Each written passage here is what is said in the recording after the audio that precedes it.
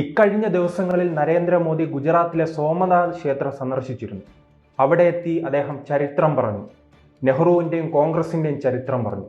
പക്ഷേ ആ ചരിത്രം പറഞ്ഞപ്പോൾ വേദനിച്ചത് ഇങ്ങ് ഏഷ്യാനെറ്റിലെ പ്രശാന്ത് രഘുവംശത്തിനാണ്. അദ്ദേഹം അതുമായി ബന്ധപ്പെട്ട ഒരു താക്കീത് നൽകുന്നുണ്ട് ആ പ്രോഗ്രാമിൽ. അത് ഇങ്ങനെയായിരുന്നു: പഴയ കാര്യങ്ങളിലേക്ക് പോയി രാഷ്ട്രീയം കളിക്കുന്നത് നരേന്ദ്രമോദി നിർത്തണമെന്നാണ് ഒരു താക്കീത് ഈ കേരളത്തിൽ നിന്ന് നൽകിയിരിക്കുന്നത്.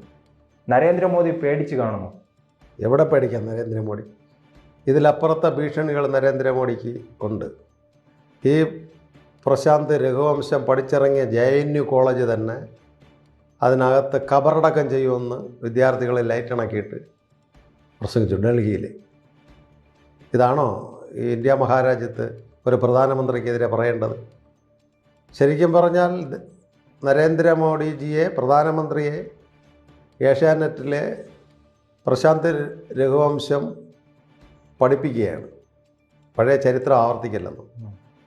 എന്താണ് അദ്ദേഹത്തിന് പറയാൻ? ഇന്ത്യയിൽ പരിഹരിക്കാൻ പ്രശ്നങ്ങൾ ധാരാളം. പഴയ കാര്യങ്ങളിലേക്ക് പോയി രാഷ്ട്രീയം പഴയ കാര്യം നിർത്തലാക്കണം. പഴയ കാര്യം എന്ന് പറഞ്ഞാൽ സോമനാഥ ക്ഷേത്രത്തിൻ്റെ പണി പുരോഗമിച്ചു. അന്നത്തെ പ്രധാനമന്ത്രി ജവഹർലാൽ നെഹ്റുവിനെ വിളിച്ചിട്ട് ചെന്നിട്ടില്ല. അന്നത്തെ പ്രസിഡന്റ് ഡോക്ടർ രാജേന്ദ്ര പ്രസാദിനെ ക്ഷണിച്ചിട്ടും ഗവൺമെൻറ് താക്കീത് കൊടുത്ത് പോകരുത്. കാരണം മുഗളന്മാർ നശിപ്പിച്ച ക്ഷേത്രമാണ് ഗുജറാത്തിലെ സോമനാഥ് ക്ഷേത്രം.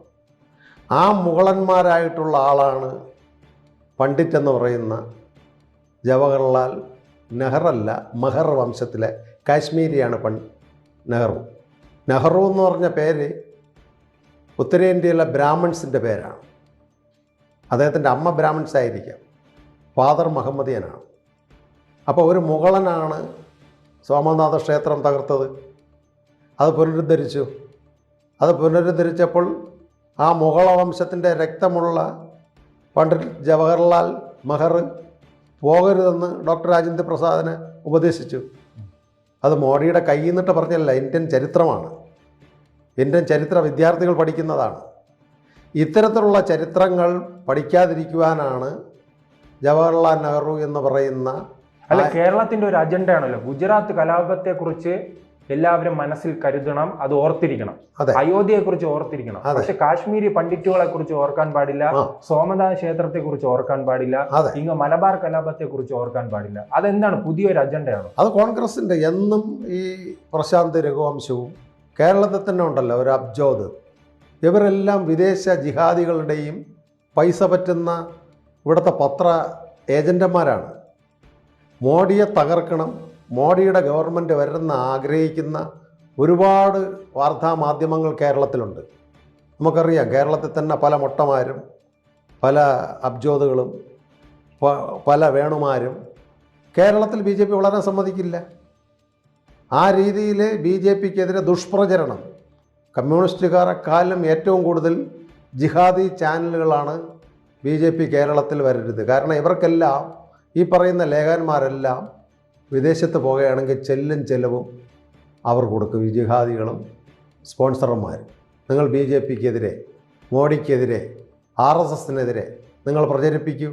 നിങ്ങൾക്ക് കുടുംബസമേതം ഇവിടെ വന്നാൽ ചെലവും ടിക്കറ്റും എല്ലാം സുഖാസവേന്ദ്രത്തിൽ തരാം. ഇത് കേന്ദ്ര ഗവൺമെൻറ് അന്വേഷിക്കണം. ഇവരെ ഈ ജിഹാദികളെ കൽത്തുറുങ്കിൽ അടയ്ക്കണം. ഇത്തരം മാധ്യമ സിൻഡിക്കേറ്റ് എന്ന് പറയുന്ന, മുഖ്യമന്ത്രിയുടെ ഭാഷയെ പറഞ്ഞാൽ മാധ്യമ സിൻഡിക്കേറ്റാണ്. വളരാൻ അനുവദിക്കാത്തത് ഇവിടുത്തെ ചില മാധ്യമങ്ങളാണ്.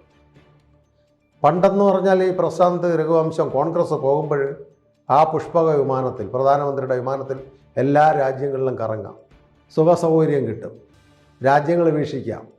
അവിടെ പോയാൽ ഈജിപ്ഷ്യൻ ടവർ കാണാം, പാരീസിൽ പോയാൽ എല്ലായിടമൊക്കെ അടിച്ച് കറങ്ങാം, കുറേ റിപ്പോർട്ട് ചെയ്യാം. പക്ഷേ ഇന്ന് നരേന്ദ്രമോദി ഇവരെ ആരെയും ചെലവും കൊടുത്ത് റൂമും കൊടുത്ത് കൊണ്ടുപോകുന്നില്ല. ഈ ഒരു വൈരാഗ്യമുണ്ട് പ്രധാനമന്ത്രിക്കെതിരെ. ഈ 13 വർഷം ഇന്ത്യയുടെ ഒറ്റ പത്രക്കാരെ അദ്ദേഹത്തിൻ്റെ ഫ്ലൈറ്റിൽ വിദേശ രാജ്യങ്ങൾ കാണാനോ റൂം എടുക്കാനോ ഇന്ത്യൻ ഖജനാവിനെ പൈസ മുടിക്കുവാനോ ഒക്കില്ല. ലാസ്റ്റിൽ ഇറങ്ങിയ മൻമോഹൻ സിംഗ് സർക്കാരിൻ്റെ ഗവൺമെൻറ് പരിശോധിച്ചാൽ, പാർലമെൻറ്റ് രേഖകൾ നോക്കിയാൽ അറിയാം, അദ്ദേഹത്തിൻ്റെ വിദേശ യാത്രകൾ റിപ്പോർട്ട് ചെയ്യുവാൻ പോകുന്ന ചാനലുകാരുടെ എക്സ്പെൻസ് കോടിക്കണക്കിന് രൂപയാണ്. ഇത് താങ്കളും ഞാനും എല്ലാം കരം കൊടുക്കുന്ന GSTകളല്ലേ. അപ്പോൾ ഇത്തരത്തിലുള്ള ലേഖകന്മാരെയും ഈ അർബൻ നക്സലൈറ്റായിട്ടുള്ള ഇവരെ JNUവിലും ഈ പ്രശാന്ത് രഘുവംശം ഇത് പറഞ്ഞില്ലെങ്കിലേ അതിശയമുള്ളൂ. ഇതിനപ്പുറം അയാൾ പറയും. കാരണം പണ്ട് അതേ ചാനലിൽ നിന്നാണ് കുംഭമേളക്കെതിരെയും രംഗത്ത് വന്നത്. അവിടുത്തെ വൃത്തിഹീനമായ ശവങ്ങൾ ഒലിച്ചു പോകുന്ന ഇതൊക്കെയാണോ ഭക്തി സ്ഥലങ്ങളെന്ന് റിപ്പോർട്ട് ചെയ്തവനാണ് ഈ പ്രശാന്ത് രഘുവംശം. മഹാപ്രയാഗിനെ കുറിച്ച്, പ്രയാഗിൻ്റെ ചരിത്രമോ പ്രയാഗിൻ്റെ ആ പൈതൃകമോ പ്രയാഗിൻ്റെ സംസ്കാരമോ അറിയാത്തവനാണ്. ഇവൻ പഠിച്ച കാലഘട്ടത്തെല്ലാം ജിഹാദി പഠനവും നക്സലൈറ്റ് ഭരണവും SFI കൂടിയാണ് പഠിച്ചു വന്നിട്ടുള്ളത്.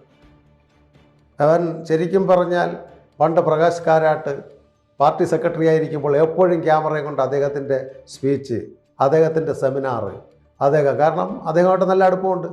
SFIക്കാരനാണ് പ്രകാശ് കാരാട്ട്. SFIയുടെ നാഷണൽ പ്രസിഡൻ്റായിരുന്നു. എപ്പോഴും പിന്തുണ നടന്നു. ഈ 13 വർഷം കൊണ്ട് കമ്മ്യൂണിസ്റ്റുകാരെ പുകഴ്ത്തുവാൻ രഘുവംശത്തിന് ഇപ്പോൾ കഴിയുന്നില്ല. മോഡിയെക്കുറിച്ച് പറയാതിരിക്കുവാൻ വയ്യില്ല. പക്ഷേ ഒരു കോർപ്പറേറ്റ് മുതലാളി എന്നുള്ള നിലയിൽ ഏഷ്യാനെറ്റിൻ്റെ സ്ഥാപകൻ BJPയുടെ സംസ്ഥാന പ്രസിഡന്റ് ബഹുമാനപ്പെട്ട രാജീവ് ചന്ദ്രശേഖർ സാറാണ്. അദ്ദേഹത്തിനൊന്നും ചെയ്യാൻ നോക്കില്ല. തൊഴിലാളി നിയമങ്ങളുണ്ട്, നിയമവ്യവസ്ഥിതിയുണ്ട്. BJPയുടെ ചാനലാണ്. BJPയുടെ ചാനലിൽ കൂടിയാണ് നരേന്ദ്രമോദിക്കെതിരെ ഇത്തരം വാർത്തകൾ വരുന്നത്.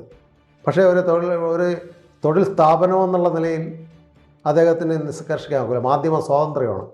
അത് ഒരു ബിഗ് സല്യൂട്ട് രാജീവ് ചന്ദ്രശേഖർജിക്ക് കൊടുക്കുവാൻ ഞാൻ ആഗ്രഹിക്കുന്നു. കാരണം അദ്ദേഹത്തിൻ്റെ സ്ഥാപനത്തിൻ്റെ ഒരു അവകാശത്തിനും അദ്ദേഹം പൈസ മുടക്കിയിട്ടുണ്ടെങ്കിൽ നിയന്ത്രിക്കാൻ സ്റ്റാഫുകൾ പോകാറില്ല.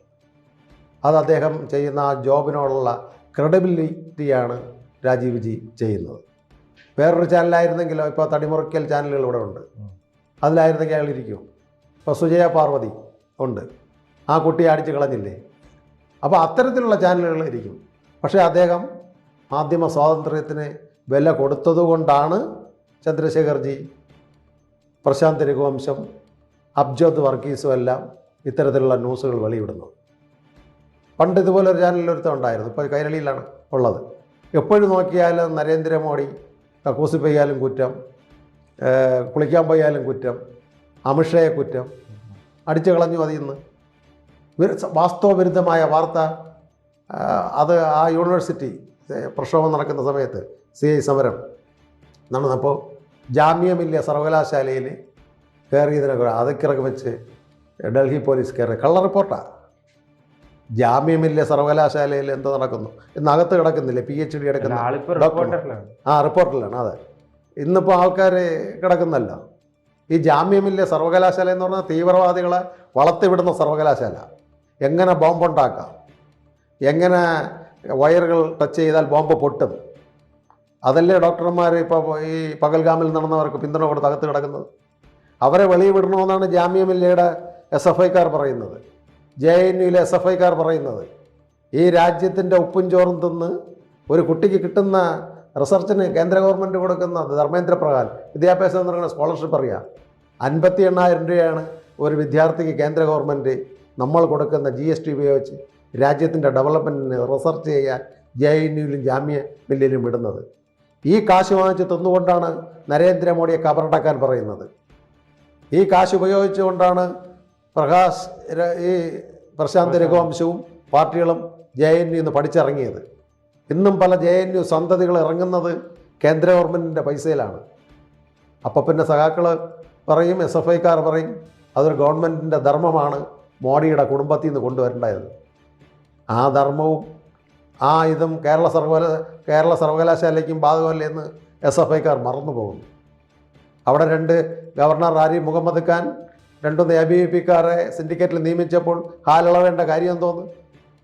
കാലാകാലങ്ങളിൽ ഇവിടുത്തെ SFIയും ഇവിടുത്തെ ജിഹാദികളും ഇവിടുത്തെ നക്സലേറ്റുകളും BJPക്കും RSSനും എതിരായിട്ട് നിന്നിട്ടും രാഷ്ട്രത്തിൻ്റെ ബഹുഭൂരിപക്ഷം സംസ്ഥാനങ്ങളും ഇന്ന് BJPയുടെ കയ്യിലാണ്. ഈ രാഷ്ട്രം RSS ന്യൂനപക്ഷങ്ങളെക്കുറിച്ച് നമ്മുടെ പരമപൂജനീയ നമ്മുടെ സർസംഘചാലക്ക് ഒരു വക മിണ്ടാറില്ല. പക്ഷേ വരുന്ന ജിഹാദി പത്രങ്ങളിലും ചാനലുകളിലെല്ലാം അദ്ദേഹത്തിനെതിരായിട്ടുള്ള വാർത്തകളാണ്. അദ്ദേഹം പറയുന്നത് എന്താണ്? ഭാരതത്തിൻ്റെ ഉപ്പും ചോറും തിന്ന് ഭാരതത്തിൽ പ്രവർത്തിക്കുന്നവർ രാജ്യവിരുദ്ധ പ്രവർത്തനത്തിൽ വരരുത്. ഈ ഭാരതത്തിൻ്റെ കോൺസെപ്റ്റ് സംസ്കാരം ഹിന്ദുത്വ നാഗരികതയാണെന്ന് പറയുന്നതിൽ എവിടെ വർഗീയത? നമ്മൾ പോലും അത്തരത്തിലുള്ള കാര്യങ്ങളൊന്നും ഒരു RSSൻ്റെ സൈദ്ധാന്തികരോ RSSൻ്റെ പ്രസിദ്ധീകരണങ്ങളിലോ പറഞ്ഞിട്ടില്ല. ന്യൂനപക്ഷങ്ങളെ ഉപദ്രവിക്കണമെന്നോ ഇന്ത്യ ഓടിക്കണമെന്നോ. ഈ 13 വർഷമായല്ലോ. പല സ്ക്വാഡ് വർക്കുകൾക്ക് ഇവർ പോകും. BJP വന്നാൽ ക്രിസ്ത്യാനികളെ വോട്ടിക്കും, മുസ്ലിങ്ങളെ വോട്ടിക്കും. ഏത് സംസ്ഥാനത്തു നിന്നാണ് ഒരു മുസ്ലിം സഹോദരനും ക്രിസ്ത്യൻ സഹോദരനും ഇന്ത്യ വിടേണ്ടി വന്നത്? ഈ ജിഹാദി മാധ്യമ പ്രവർത്തകർക്ക് കാണിക്കാൻ നോക്കും. അപ്പോൾ ഈ 13 വർഷം ഇത്തരത്തിലുള്ള ലേഖകന്മാർക്ക് ലോകരാഷ്ട്രം ചുറ്റുവാൻ കഴിയുന്നില്ല. ഈ പറഞ്ഞ വ്യക്തിയാണ് മോഡിയുടെ കോട്ടിന് 13 ലക്ഷം രൂപയെന്ന് മോഡി ആദ്യം അധികാരം വന്നപ്പോൾ റിപ്പോർട്ട് ചെയ്തത്. ഈ ഇദ്ദേഹമാണ് മോഡിക്ക് നരേന്ദ്രമോദിക്ക് കോളേജ് സർട്ടിഫിക്കറ്റ് BA സർട്ടിഫിക്കറ്റ് ഇല്ല എന്ന് പറഞ്ഞ് റിപ്പോർട്ട് ചെയ്തിട്ടുള്ളത്. ഇത്തരം ജിഹാദികളാണ്. ഇതെല്ലാം കടപുഴകി. അടുത്ത കാലത്ത് ആരോ വിവരാവകാശം ചോദിച്ചു. അദ്ദേഹത്തിൻ്റെ പാണ്ഡിത്യങ്ങളെല്ലാം കൊടുത്തിട്ടുണ്ടല്ലോ. അദ്ദേഹം കഴിഞ്ഞു പ്രചാരകമായിരുന്നു. അത് കഴിഞ്ഞ് കുറച്ചു കാലം ഇവിടെ പോയി വീണ്ടും ഡൽഹി സർവകലാശാലയിൽ നിന്ന് പഠിച്ചിറങ്ങിയതിൻ്റെ ഫുൾ ഡീറ്റെയിൽസ് കൊടുത്തിട്ടുണ്ട്. ഏതെങ്കിലും കേരളത്തിലെ ഒരു മാധ്യമം മോഡിയുടെ വിദ്യാഭ്യാസം കൊടുത്തിട്ടുണ്ടോ? കൊടുത്തിട്ടില്ല. അപ്പം നുണകൾ, വിദേശ രാജ്യങ്ങളുടെ പൈസകൾ കൈപ്പറ്റി സുഖലോലിപന്മാരായി ഈ ഗവൺമെൻറ്റിനെയും മോഡിയെയും നാണക്കേട് വിദേശ രാഷ്ട്രങ്ങളുടെ മുമ്പിൽ മോശമാക്കണം. എത്രയോ പ്രാവശ്യം ശ്രീമാൻ രാഹുൽ ഗാന്ധി ഇന്ത്യ വിരുദ്ധ പ്രസംഗം ജർമ്മനിയിലും ഫ്രാൻസിലും ഇറ്റലിയിലും നടത്തി. ഈ ചാനലുകൾ റിപ്പോർട്ട് ചെയ്തിട്ടുണ്ട്. വോട്ട് ചോരി എന്ന് പറഞ്ഞ് ഏതോ ഒരു മോഡലിൻ്റെ പേരിൽ ഹരിയാനയിൽ വോട്ട് കൊടുത്തു എന്ന് പറഞ്ഞ് വോട്ട് പലയിടവും ചെയ്തു എന്ന് പറഞ്ഞ് റിപ്പോർട്ട് ചെയ്തിട്ടുണ്ട്. അതേസമയം മെഷീൻ കള്ളത്തരം, വോട്ട് മെഷീൻ കള്ളത്തരമെന്ന് ആദ്യം റിപ്പോർട്ട് ചെയ്തത് ഇത്തരം പഹയന്മാരായ ജനാധിപത്യ ധ്വംസകരാണ്. അവസാനം ഇലക്ഷൻ കമ്മീഷൻ എല്ലാ പാർട്ടിയുടെ ആൾക്കാരെയും കൊണ്ടുവന്ന് മെഷീൻ നിങ്ങൾ എവിടെ വേണോ പരിശോധിക്കാമെന്നോ. ഏറ്റവും കമ്പ്യൂട്ടറിൻ്റെ ബിരുദധാരിയായ ബിൽഗേറ്റ്സിൻ്റെ സ്ഥാപനത്തിൽ നിന്ന് കോൺഗ്രസ് ആൾ കൊണ്ടുവന്ന് ഈ EVM മെഷീൻ പരിശോധിച്ചു. ഒരു കുഴപ്പമില്ലാന്ന് ഇലക്ഷൻ കമ്മീഷന് സർട്ടിഫിക്കറ്റ് കൊടുത്തിട്ട് അവർ പോയി. ഇപ്പോഴും കോൺഗ്രസ് ജയിക്കുന്നിടത്ത് മെഷീന് കുഴപ്പമില്ല. കോൺഗ്രസ് തോക്കുന്നിടത്തെല്ലാം EVMൽ കുത്തുമ്പോൾ എല്ലാം താമരയ്ക്ക് പോകും. എന്തിന്? തിരുവനന്തപുരം ജില്ലയിൽ ബഹുമാനപ്പെട്ട ശക്തൻ, പഴയ നിയമസഭാ സ്പീക്കർ, ഏതോ ഒരു ബൂത്തിൽ പോയപ്പോൾ കുത്തുന്ന വോട്ടെല്ലാം താമരയ്ക്ക് വീണെന്ന് അദ്ദേഹം പറഞ്ഞു. എത്ര വിവരക്കേടായ മുൻ സ്പീക്കർ എന്നാലോചിച്ചു. അപ്പോൾ ഇവിടുത്തെ ശാസ്ത്ര സാങ്കേതിക സയൻറ്റിസ്റ്റുകൾ മഫന്മാരാണ്. അത് ഉടനെ അതിനെ റിപ്പോർട്ട് ചെയ്തിരിക്കുന്നു. എല്ലാ ചാനലുകളും ഹൈലൈറ്റ് ചെയ്തിരിക്കുന്നു. ഏതോ കാട്ടാക്കടയിലുള്ള ഏതോ ഒരു ബൂത്തിൽ എന്തോ ഒരു തർക്കം കൊണ്ട് ആ മെഷീൻ മാറ്റി വെച്ചിട്ട് വേറെ മെഷീൻ വെച്ചു. ഇപ്പോൾ റിസർച്ചിന് കൊണ്ടുപോയി. ആ മെഷീൻ യാതൊരു കുഴപ്പവുമില്ല. അവിടെ വന്ന ഇലക്ട്രിക് സർക്കുലേഷനിൽ വന്ന എന്തോ ഒരു സംതിങ് റോങ്.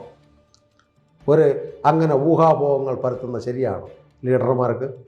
ഇത് കാലാകാലങ്ങളിൽ ഭാരതത്തിൽ അനുവർത്തിച്ച് വരുന്ന ജിഹാദി അർബൻ നക്സലൈറ്റ് സിൻഡിക്കറ്റാണ്. ആ സിൻഡിക്കറ്റിന് പുല്ല് വില പോലും ബഹുമാനപ്പെട്ട നരേന്ദ്രമോദി കൊടുക്കുകയും.